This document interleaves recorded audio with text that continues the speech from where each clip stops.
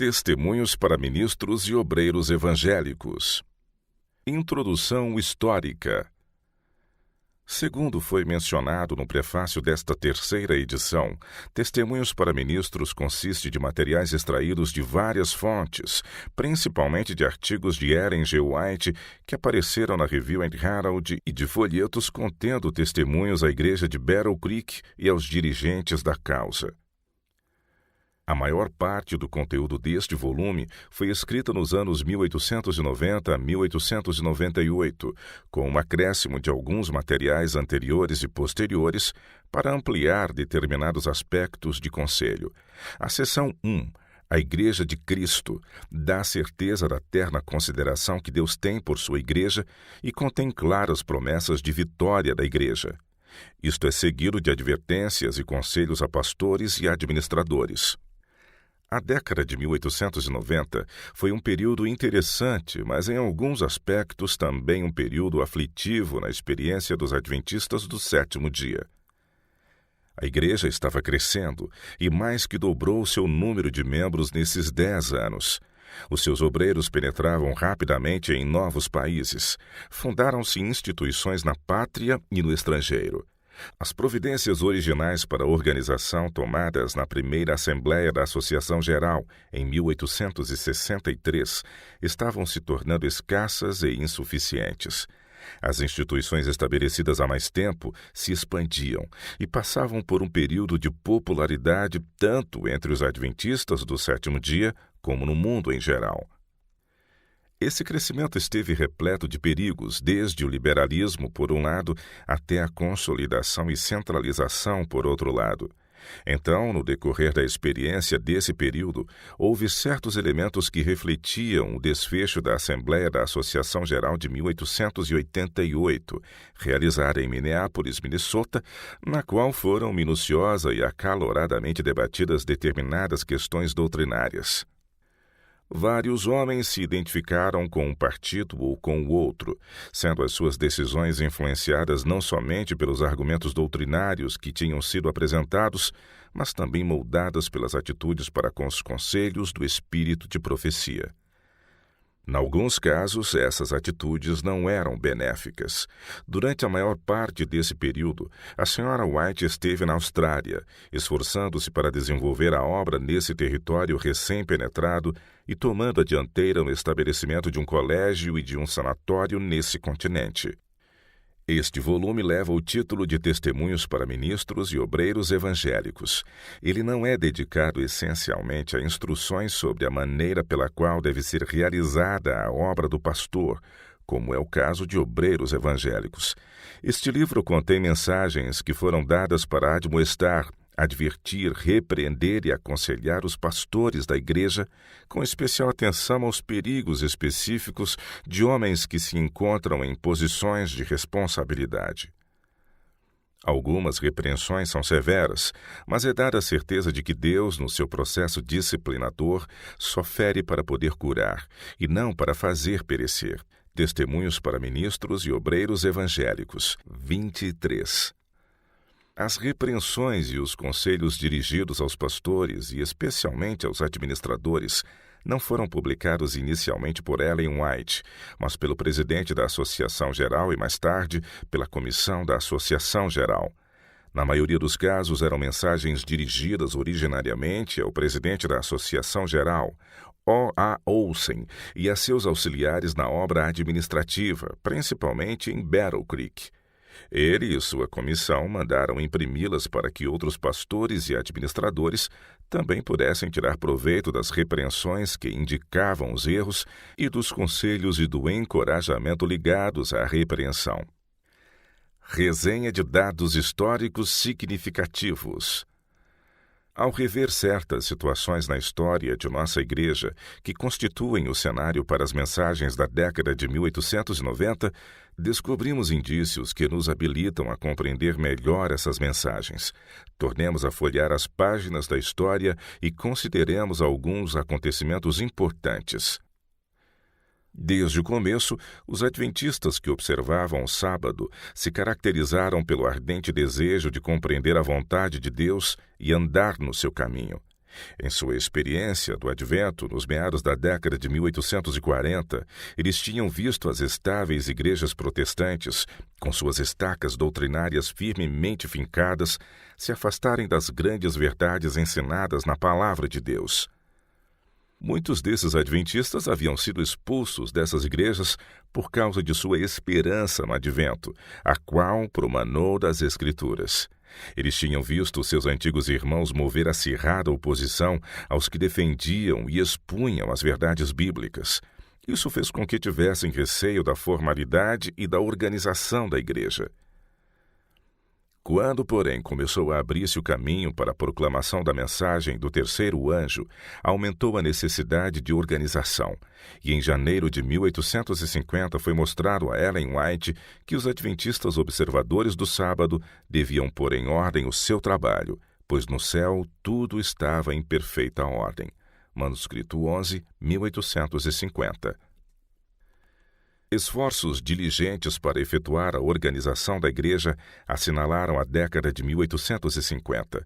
Em 1860, eles culminaram na escolha do nome Adventistas do Sétimo Dia, e em 1861, nos planos para a organização de igrejas locais e associações estaduais. Então, em 1863, as associações estaduais se coligaram na Associação Geral. Tomou-se muito cuidado para evitar o primeiro passo na formação de um credo, pois era evidente que a igreja não poderia ter as estacas firmemente fincadas nesse sentido e, ao mesmo tempo, estar livre para seguir as indicações providenciais reveladas pelo estudo da Palavra de Deus e pelas revelações do Espírito de profecia. Excelente declaração a respeito das providências divinas, ao ser instituída a ordem da Igreja, aparece nas páginas 24 a 32. Por ocasião da organização da Associação Geral em 1863, foi escolhida uma comissão da Associação Geral composta de 3 homens. Os principais interesses da Igreja consistiam das diversas associações estaduais e de uma casa publicadora situada em Battle Creek, Michigan. No setor evangelístico, crescente sucesso adveio aos pastores adventistas do sétimo dia. Sua obra consistia principalmente em pregar as verdades distintivas da mensagem evangélica, incluindo o sábado, o estado dos mortos, o segundo advento e o santuário. Muitos desses homens foram induzidos a entrar em discussões e debates atinentes à lei de Deus e a outras verdades bíblicas muito importantes. Imperceptivelmente, não poucos dos que se envolveram em tais discussões tornaram-se confiantes em si mesmos, e em seus corações desenvolveu-se um espírito de falsa segurança, de autossuficiência e de pendor para debates ou discussões. Com o tempo, isso produziu frutos nocivos. Desenvolvimento institucional. O desenvolvimento institucional seguiu rapidamente no encalço da organização da Associação Geral.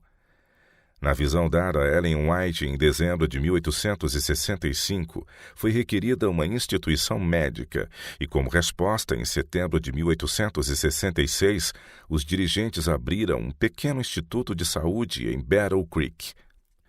Menos de uma década depois disso, nas mensagens procedentes da pena de Ellen White, foi recomendada a fundação de uma escola. Em 1874, construiu-se o Colégio de Battle Creek. Assim, houve 3 importantes desenvolvimentos institucionais em Battle Creek, atraindo cada vez maior número de adventistas do sétimo dia para um centro denominacional em rápido crescimento. Foram chamados homens de experiência em assuntos comerciais para cuidar dos interesses financeiros das instituições. À medida que os negócios se expandiram, desenvolveram e prosperaram, alguns desses homens passaram a confiar mais no seu tino comercial do que nas mensagens de orientação da parte de Deus. Para eles, negócios eram negócios. Antes que decorresse uma década, a denominação se defrontou com uma luta entre os interesses de um programa educacional baseado nos princípios do espírito de profecia e o programa educacional do mundo, dirigido por homens saturados de conceitos e métodos mundanos. Os pioneiros da Igreja Adventista do Sétimo Dia, em grande parte, eram homens que se fizeram por si mesmos. Eram pessoas consagradas, hábeis e competentes, segundo se pode ver pela leitura de seus escritos. Conhecendo, porém, as limitações de sua formação educacional, tendiam a sentir-se muito humildes. Portanto, no começo da década de 1880, quando apareceu no meio deles um educador com título universitário, não é de surpreender que ele fosse impelido a assumir a liderança na obra educacional.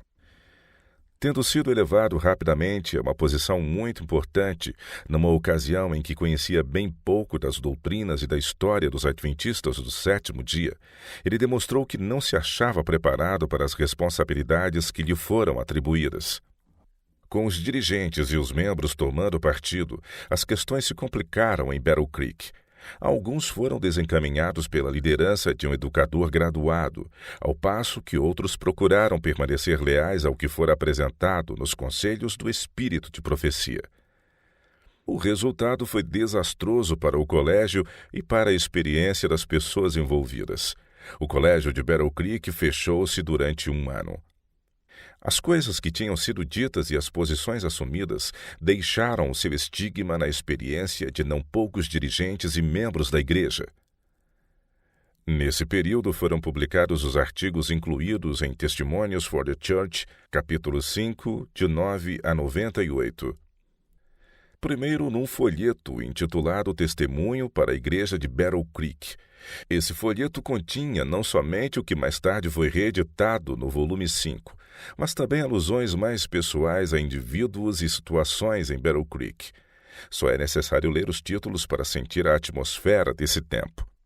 O segundo capítulo, Nosso Colégio, contém os subtítulos A Bíblia como Livro de Ensino, Objetivo do Colégio e Professores no Colégio.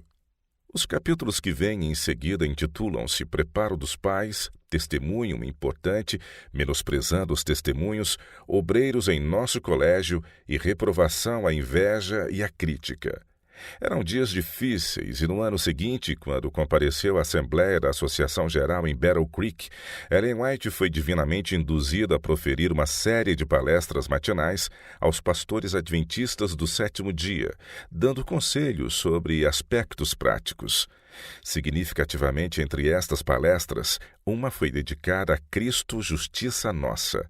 Ver Mensagens Escolhidas, capítulo 1, dos parágrafos 350 a 354. Estas circunstâncias históricas fazem parte dos antecedentes para os conselhos de Ellen G. White que se encontram neste volume. A década de 1880, um período de notável progresso. Embora houvesse enviado J.N. Andrews à Europa em 1874, enquanto se empenhava na edificação do colégio, só na década de 1880 a Igreja ingressou num período de notável avanço missionário e desenvolvimento institucional. Em 1882 foram fundadas 2 outras escolas, uma em Healdsburg, Califórnia, e outra em South Lancaster, Massachusetts. Em 1885, a obra de publicações estabeleceu-se em Basileia, Suíça, na recém-construída Casa Publicadora Central. Nesse mesmo ano, foram enviados obreiros à Austrália e logo se estabeleceu a Companhia Publicadora Echo, em Melbourne. A presença pessoal de Ellen G. White na Europa nos anos 1885 a 1887 trouxe força e encorajamento à obra nos países visitados por ela. Ao recapitularmos certos pontos no desenvolvimento da história denominacional, se intensifica em nós a percepção da realidade do conflito entre as forças da justiça e as forças do mal. A igreja que surgira era a igreja remanescente da profecia, com a mensagem de Deus para o tempo atual. O grande adversário fez tudo o que estava ao seu alcance para frustrar a obra. Circunstâncias ligadas à Assembleia de Minneapolis em 1888. Uma das medidas mais eficazes do inimigo consistiu em levar bons homens a tomar posições que acabaram sendo um empecilho para a obra que eles amavam. Isto foi visto no espírito que se desenvolveu no coração de homens que se envolveram em discussões e debates. Foi visto na experiência de homens de negócios ligados à causa. Foi visto na experiência de missionários que se dirigiram a outros países e que, tendo conceitos tacanhos da obra, acharam difícil avançar da maneira indicada por Deus. Foi visto na tendência manifestada por alguns de recorrer aos líderes em Battle Creek para obter orientação nas mínimas questões da extensa obra missionária.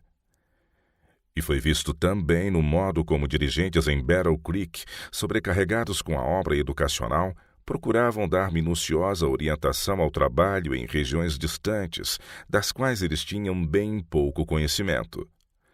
Quando chegou ao fim do ano 1887, a Igreja Adventista do Sétimo Dia tinha um total de 25.841 membros no mundo todo, com 26 associações locais e uma missão na América do Norte, e 4 associações locais e 6 missões além-mar. A comissão da Associação Geral consistia de 7 homens e tinha sido cautelosamente ampliada de 3 membros para 5 em 1882 e de 5 para 7 em 1886. Para cuidar das questões legais da causa, formara-se uma associação dentro da própria Associação Geral, com uma comissão de 5 depositários. Vários ramos da obra se haviam transformado numa espécie de organizações autônomas, como a Associação Internacional da Escola Sabatina, a Associação de Saúde e Temperança e a Associação Internacional de Tratados, Folhetos e Missionários. Como já mencionamos, por 2 anos, de meados de 1885 a 1887, Ellen White permanecera na Europa. Agora ela estava de volta aos Estados Unidos e residia em Healdsburg, Califórnia. Havia 2 casas publicadoras em atividade nos Estados Unidos, a Review and Herald em Battle Creek, Michigan, e a Pacific Press em Oakland, Califórnia. Cada uma dessas casas publicadoras realizava grande quantidade de atividades comerciais para manter o seu equipamento e pessoal plenamente ocupados e preservar assim as instalações necessárias à impressão da literatura denominacional. Em cada uma dessas instituições era publicada uma revista principal, The Review and Herald em Battle Creek e Signs of the Times em Oakland. Durante 1 ou 2 anos precedentes, em artigos publicados nessas revistas, tinham sido expressas algumas diferenças de opinião a respeito da lei em Gálatas. Em cada um desses casos, os editores das revistas defenderam pontos de vista opostos. Enquanto ainda estava na Suíça, Ellen White escreveu para os editores da revista Signs of the Times, recomendando que não fossem publicados artigos que continham ideias contraditórias. Esta mensagem se encontra em Counsels to Writers and Editors, páginas 75 a 82. A Assembleia de 1888. A Assembleia da Associação Geral de 1888 realizou-se nos dias 17 de outubro a 4 de novembro em Minneapolis, Minnesota, e foi precedida por um congresso bíblico de 1 semana de duração, no qual se debateu se os hunos ou os alamanos deviam constituir um dos 10 reinos de Daniel, capítulos 2 e 7, e Apocalipse, capítulo 13. O Uriah Smith, editor da Review and Herald, adotou determinada posição, e A.T. Jones, editor de Signs of the Times, adotou outra posição. E.J. Wagoner, que também era da Pacific Press, ministrou uma série de estudos sobre a expiação e a lei de Deus, e o pastor Jones apresentou a justificação pela fé. Essas discussões continuaram durante a própria Assembleia, e ocasionalmente houve fortes divergências. Alguns pastores tinham vindo à Assembleia para debater certas questões e não para estudar a verdade. Ellen White esteve presente e solicitou que todos encarassem essas apresentações com coração e espírito receptivo. Ela recomendou que houvesse diligente e esmerado estudo dos assuntos debatidos. De algum modo, as questões passaram a ser identificadas com certos homens. Em muitos, a mensagem da justiça pela fé causou profunda impressão, e houve uma atitude de coração e alma que conduziu a uma experiência vitoriosa na vida cristã pessoal. Outros se identificaram com determinados líderes conservadores e cautelosos de Battle Creek, os quais viam o que supunham ser perigos em alguns dos ensinos apresentados. Quando a assembleia chegou ao fim, esses homens não tinham obtido a bênção que Deus reservara para eles. Não há registro dos discursos proferidos na Assembleia por outros além de Ellen G. White, pois naquele tempo não se costumava publicar as alocuções ou palestras. Era publicado o boletim da Associação Geral, mas ele consistia apenas de uma folha que continha notícias e trazia as atas da Assembleia. Não foi tomado nenhum voto no tocante às questões bíblicas que haviam sido debatidas. Nessa Assembleia, o pastor O. A. Olsen foi eleito presidente da Associação Geral, mas ele se encontrava na Europa. No dia 27 de novembro de 1888, William White, um dos membros da comissão da Associação Geral, escreveu para o pastor Olsen que os delegados no fim da Assembleia levaram consigo impressões bem diferentes. Muitos achavam que ela foi uma das reuniões mais proveitosas a que já haviam assistido. Outros diziam que foi a mais deplorável assembleia já realizada. Atitudes diferentes para com a justiça pela fé. Ellen White esteve muito tempo no campo de ação durante os 2 anos seguintes, procurando levar as igrejas e as associações à mais profunda e cabal compreensão da importante mensagem da justiça pela fé. Ela declarou que essa verdade bíblica, embora fosse nova para muitos espíritos, era na realidade como verdade antiga em novos moldes. The Review and Herald, 23 de julho de 1889, reimpresso em Mensagens Escolhidas, capítulo 1, parágrafo 355. Durante a Assembleia da Associação Geral realizada em Battle Creek de 18 de outubro a 5 de novembro de 1889, ela pôde relatar: "O espírito que prevaleceu na reunião de Minneapolis não está aqui. Tudo se faz em harmonia. A grande assistência de delegados. Nossa reunião das 5 horas da manhã é bem frequentada e as reuniões são boas. Todos os testemunhos que tenho ouvido têm sido de caráter edificante. Dizem que o ano passado foi o melhor de sua vida. A luz a resplandecer da palavra de Deus foi clara e distinta. A justificação pela fé, Cristo, justiça nossa. As experiências têm sido muito interessantes. Assisti a todas, menos 2 das reuniões matinais. Às 8 horas, o irmão Jones fala, tendo como assunto a justificação pela fé, e manifesta-se grande interesse. Há aumento de fé e do conhecimento de nosso Senhor e Salvador Jesus Cristo, manuscrito 10 de 1889, publicado em Mensagens Escolhidas, capítulo 1, parágrafo 361.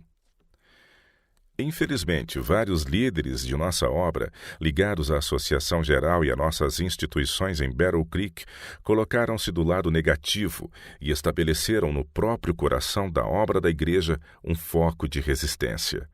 Dentro de poucos anos, muitos daqueles que se haviam colocado nessa posição perceberam o erro que tinham cometido e fizeram sinceras confissões. Houve, porém, alguns que resistiram obstinadamente. Alguns destes, ligados aos interesses comerciais da Igreja e de nossas instituições, fizeram sentir sua influência durante toda a década de 1890. Foi a respeito deles que Ellen White escreveu em 1895 o que consta na página 363 deste livro. A justiça de Cristo pela fé tem sido passada por alto por alguns, pois é contrária ao seu espírito e a toda a experiência de sua vida. Neste volume, da página 76 em diante, encontram-se frequentes alusões a Minneapolis e seus resultados, bem como a experiência de algumas pessoas envolvidas. Na Assembleia de 1888, a comissão da Associação Geral se modificou consideravelmente. O. A. Olsen foi chamado da Europa para assumir a presidência da Associação Geral em substituição a George Butler. O pastor Butler estava doente e, embora não houvesse comparecido à Assembleia de Minneapolis, juntara-se aos que se encontravam do lado negativo da questão. Ele ingressou num período de jubilação e cuidou da esposa inválida por 10 anos ou mais. Então fez um bom retorno e ocupou novamente posições de responsabilidade na denominação. O pastor Olsen, um homem de plena afinidade com a ênfase dada à verdade da justiça pela fé e que sempre foi leal aos conselhos do espírito de profecia, achou difícil enfrentar alguns dos problemas em Battle Creek. Em especial, eram muito difíceis os problemas provenientes do rápido desenvolvimento das instituições e da ampliação da obra em Battle Creek, com prejuízo da obra em outros lugares. A consolidação e os problemas concomitantes. Na Assembleia da Associação Geral de 1889, foram considerados os problemas provenientes da atuação de duas grandes casas publicadoras, uma em Battle Creek e a outra no litoral do Pacífico. Nomeou-se uma comissão de 21 pessoas para estudar a consolidação dos interesses referentes às publicações da denominação. O voto também requeria que fosse considerada a formação de uma organização similar, com a finalidade de controlar todos os nossos interesses educacionais e a posse de propriedades, colocando-os assim sob uma administração geral. E uma outra para controlar nossas instituições de saúde. The General Conference Bulletin, 6 de novembro de 1889, página 149. Essa comissão apresentou o seu relatório à Assembleia de 1891. A proposta era que a Associação Geral, como a corporação formada para representar os interesses legais da Igreja, comandasse todos os interesses da obra de publicações e dirigisse as casas publicadoras de um centro de operações. Reconheceu-se que, com a ampliação dos interesses que seriam colocados nas mãos dessa associação legal, o número de membros devia ser aumentado para 21. Essas propostas foram aceitas pela Assembleia. Relatórios posteriores demonstram que foram tomadas providências para consolidar as atividades mundiais da Igreja, que tinham estado sob a direção de várias comissões, e colocá-las sob o controle da Associação Geral, com sua comissão de 21 membros. Os principais oficiais da comissão da Associação Geral também eram os principais oficiais dessa outra associação.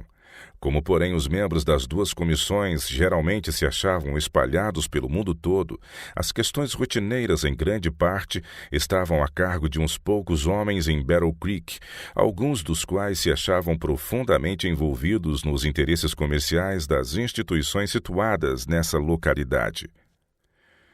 Nem tudo que fora abrangido pelo voto que requeria consolidação chegou a efetivar-se, mas concretizou-se o suficiente para iniciar uma série de movimentos em prol da consolidação e para sobrecarregar a Associação Geral com as obrigações financeiras das casas publicadoras, das sociedades de publicações, das instituições educacionais e dos sanatórios ao redor do mundo. Como a reunião completa da comissão só ocorria raras vezes, era inevitável que as decisões rotineiras que afetavam os interesses da causa no mundo todo fossem tomadas por um pequeno número de homens em Battle Creek, que a miúde não eram mais de 4, 5 ou 6. Em suas comunicações, Ellen White protestou contra as medidas em prol da consolidação e contra outras medidas que não tinham a aprovação de Deus. Ver Like Sketches of Ellen White, parágrafos 319 a 330, capítulo O perigo de adotar métodos mundanos na obra de Deus.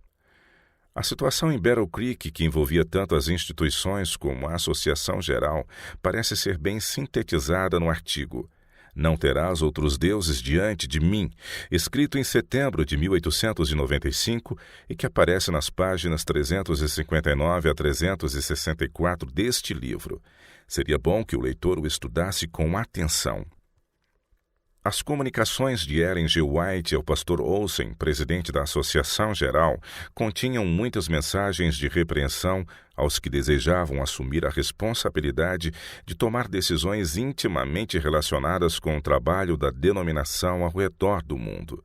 Grande parte dessas instruções enviadas ao pastor Olsen se encontra em testemunhos para ministros. Como já foi mencionado, ele mandou imprimir essas mensagens para que as instruções e advertências pudessem ser transmitidas a outras pessoas. Problemas de longo alcance nas casas publicadoras. Infelizmente, a medida de conveniência, tomada nos primeiros anos de nossa obra de publicações e que levou as casas publicadoras a aceitarem trabalhos comerciais, envolveu essas instituições profundamente na mera atividade de imprimir. Por vezes, isso chegou a tal ponto que 70% do trabalho de impressão era comercial e 30% denominacional.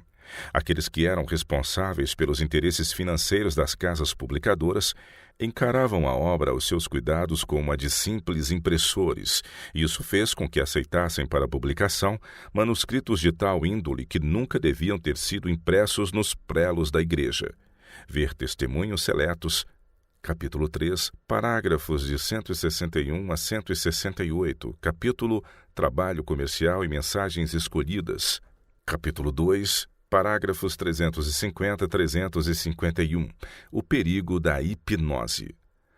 Ao mesmo tempo, alguns homens em posições de responsabilidade na obra de publicações se afastaram de importantes princípios básicos que haviam governado nossas instituições na remuneração de seus empregados.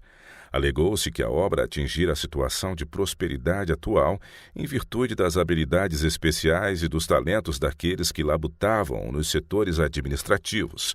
Esses homens deviam ser, portanto, agraciados com uma remuneração especial que estivesse mais de acordo com as suas posições administrativas. Como resultado, certos homens em posições importantes passaram a receber o dobro da remuneração de hábeis operários. O mesmo espírito induziu a administração da casa publicadora em Battle Creek a tomar todas as medidas que estavam ao seu alcance para obter o controle dos trabalhos literários manejados por ela, e isto resultou no cerceamento dos direitos autorais dos escritores dos livros publicados nessa casa editora. Assim, foi aumentada a renda da casa publicadora. Alegou-se que aqueles que ocupavam posições administrativas na casa publicadora estavam em melhores condições para compreender as necessidades da causa e saber como utilizar os lucros oriundos da literatura do que os autores individuais. Eles achavam que esses autores talvez não fossem corretos na devida mordomia de seus direitos autorais. Escrevendo para os que ocupavam posições administrativas em diversas mensagens, Ellen White salientou que esses planos tinham sido motivados pelo egoísmo. Os conselhos a esse respeito se encontram em Testimonies for the Church, capítulo 7, parágrafos 176 a 180. O presidente da Associação Geral publica testemunhos. A influência de métodos egoístas e gananciosos e o uso de poder despótico ou régio poder, segundo o denominou Ellen White, foram contagiantes. O pastor Olsen, presidente da Associação Geral, na esperança de deter o mal causado por essas influências, tornou acessíveis aos pastores da igreja muitas das mensagens de conselhos enviados a ele e a outros líderes em Battle Creek durante esse período crítico. Essas mensagens, publicadas em forma de folheto, foram expedidas como instruções especiais a pastores e obreiros. Muitas vezes eram prefaciadas por uma vigorosa declaração assinada pelo presidente ou pela comissão da Associação Geral. Na introdução do pastor Olsen ao segundo desses folhetos numerados, escrita em 1892, ele declarou: "Achamos que é nosso dever enviar-vos novamente algumas seleções de recentes escritos da irmã Ellen G. White, que ainda não tinham sido impressos, e também chamar a atenção para alguns trechos muito importantes de escritos já publicados. Fazemos isso para trazer-vos à mente de maneira bem nítida as verdades ali contidas. Elas merecem a mais atenta consideração. Por 3 anos, o Espírito de Deus tem apelado de modo especial para que o nosso povo e o ministério ponha de lado sua capa de justiça própria e busque a justiça que é de Deus pela fé em Jesus Cristo. Mas, como temos sido vagarosos e hesitantes! O testemunho e as fervorosas instâncias do Espírito de Deus não têm encontrado em nosso coração a resposta desejada pelo Senhor. Em algumas ocasiões, até nos temos sentido livres para criticar os testemunhos e advertências que Deus enviou para o nosso bem. Isso é muito grave. Qual é o resultado? Frieza de coração e aridez de alma que realmente são alarmantes. Não é tempo de fazer ouvir uma voz de advertência. Não é tempo para que cada pessoa se compenetre dessas coisas e pergunte: acaso sou eu? Neste testemunho, os nossos perigos são novamente indicados de tal modo que não podem ser mal interpretados. A questão é: atenderemos ao conselho de Deus e o buscaremos de todo o coração, ou trataremos essas advertências com desprezo e a indiferença que muitas vezes lhes dispensamos no passado? Deus não está brincando conosco e não devemos ser morosos em fazer o que Ele quer. Em 22 de novembro de 1896, o pastor Olsen escreveu estas palavras introdutórias para o 6º desses folhetos.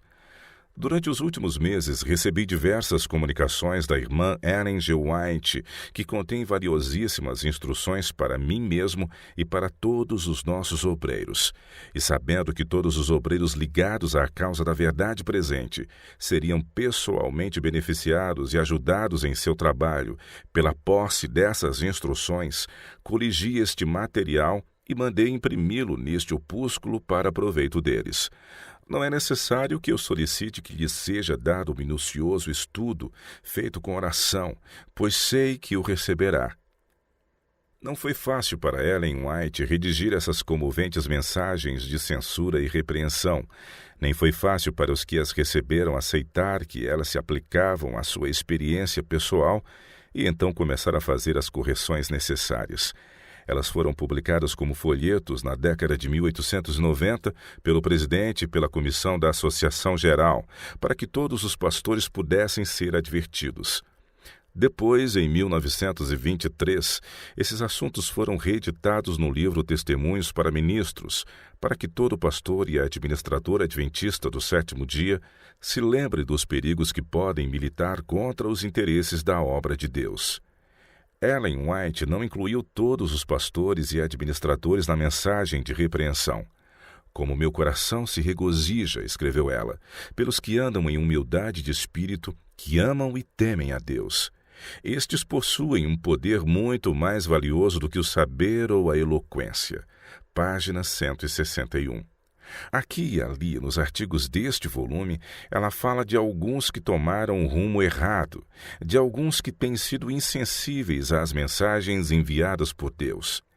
As advertências contra o uso de autoridade e poder despótico e os conselhos de que o homem não deve volver-se para os seus semelhantes em busca de orientação em todos os pormenores da obra são cuidadosamente equilibrados com conselhos a respeito da independência de espírito e ação, segundo consta nas páginas 314 a 316.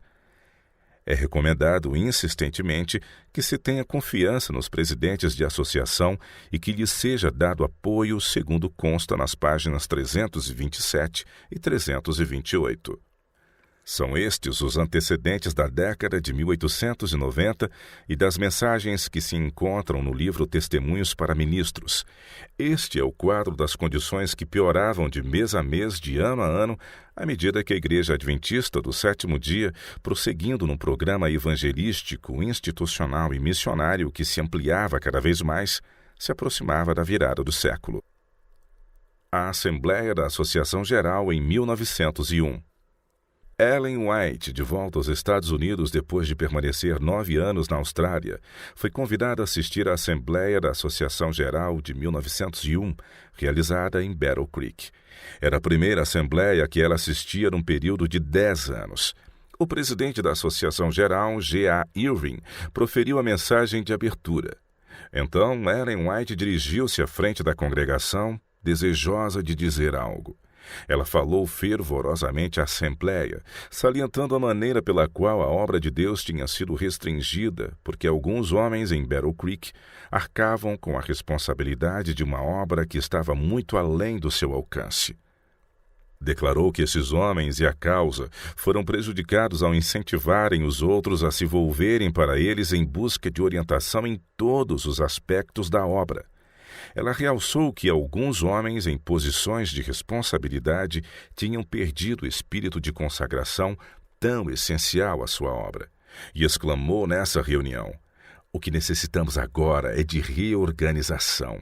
Precisamos começar pelos alicerces e edificar sobre um princípio diferente.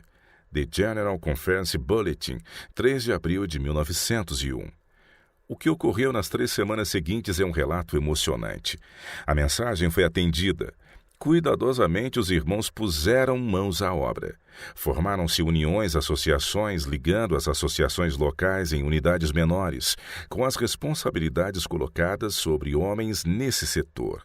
As diversas associações que representavam as ramificações da atividade geral da Igreja, como a obra da Escola Sabatina e a ação missionária, tomaram providências para se tornarem departamentos da Associação Geral.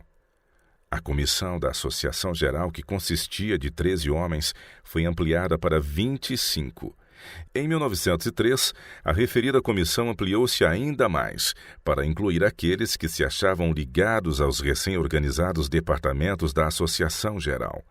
Dentro de alguns anos, 500 homens estavam arcando com as responsabilidades que antes da Assembleia de 1901 tinham sido exercidas por bem poucos homens.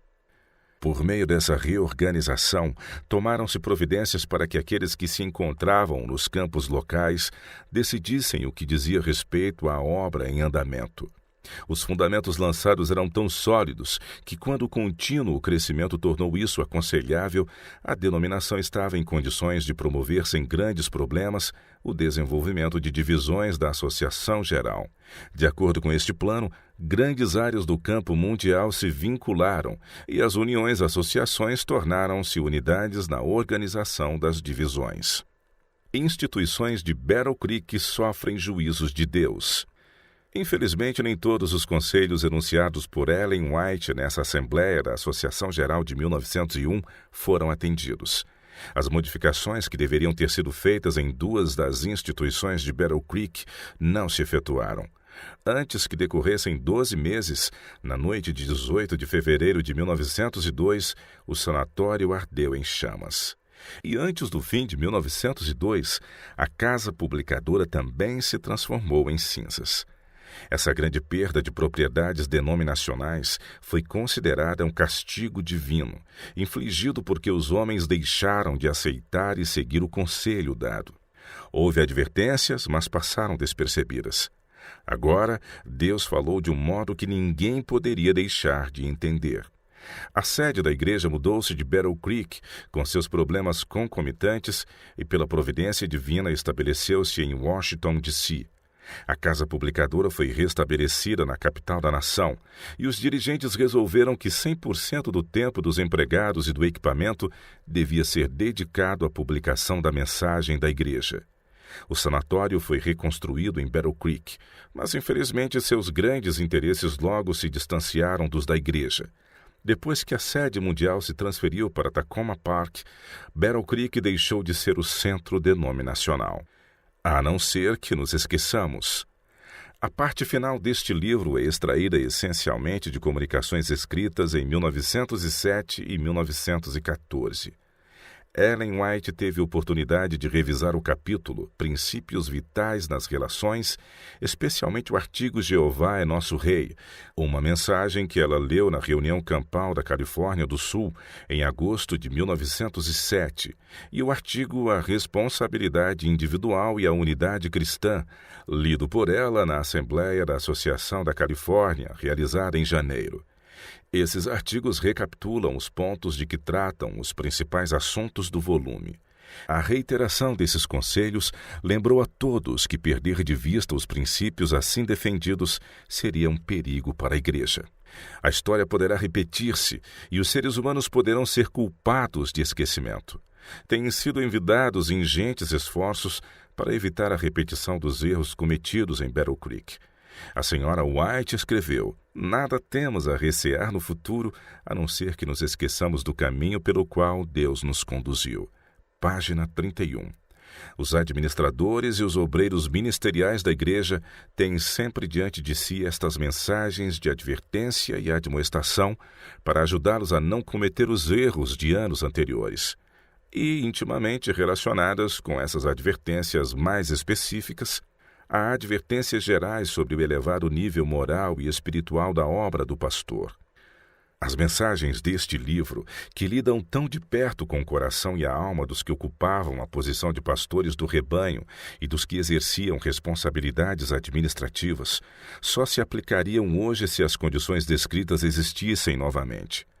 Ninguém deve cometer o erro de aplicar as repreensões a todos os pastores em toda e qualquer ocasião. E o minucioso conhecimento de alguns dos problemas e crises enfrentados no decorrer dos anos jamais deveria diminuir a nossa confiança no glorioso triunfo da causa de Deus. Ellen White, a quem Deus revelou os segredos do coração de certos homens e as fraquezas e deficiências da humanidade, não perdeu a confiança nos obreiros escolhidos por Deus. Para ela, o fato de que Deus enviou mensagens de repreensão aos que erraram não era uma indicação de que eles foram abandonados, e sim uma evidência do amor de Deus, porque o Senhor corrige a quem ama. E os contratempos que sobrevieram à causa, ao intensificar-se a batalha entre as forças do mal e as forças da justiça, não a deixaram com o coração desalentado, pois reconhecia que temos, como cristãos bíblicos, estado sempre em terreno conquistado. Mensagens Escolhidas, capítulo 2, parágrafo 397, e que o Deus de Israel ainda está guiando o seu povo e continuará com eles até o fim. Life Sketches of Ellen White, páginas 437 e 438. Esta introdução destina-se a informar o leitor sobre a configuração histórica do conteúdo deste livro. Há diversas referências e experiências, instituições e movimentos específicos que talvez pareçam ser um pouco obscuros para nós que vivemos há tantas décadas depois desses acontecimentos. A fim de dar informações que conduzam à melhor compreensão dessas referências, foram providas algumas notas no apêndice. A obra dos depositários dos escritos de Ellen White não é interpretar ou explicar os conselhos que foram dados. Eles têm o privilégio e às vezes a responsabilidade de apresentar a configuração histórica de certas situações e de tornar conhecidos em seu contexto outros conselhos que ajudem o leitor a compreender melhor esses escritos e a interpretá-los corretamente. Que isto seja realizado e que a Igreja, sob a direção de líderes tementes a Deus, avance triunfantemente para a conclusão da preciosa obra do Senhor, é o sincero desejo dos depositários do patrimônio literário de Ellen G. White.